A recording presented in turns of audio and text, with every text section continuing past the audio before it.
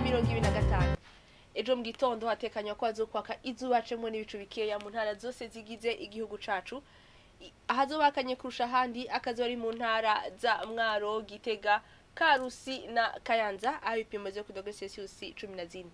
Ku muhinga mu hatekanywa ko hazogwa imvura mu gihugu cose. Ibipimo by'ubushuhe biri hejuru kurusha handi bikazokibonekeza mu ntara ya Bujumbura aho byo kudogera Celsius 29.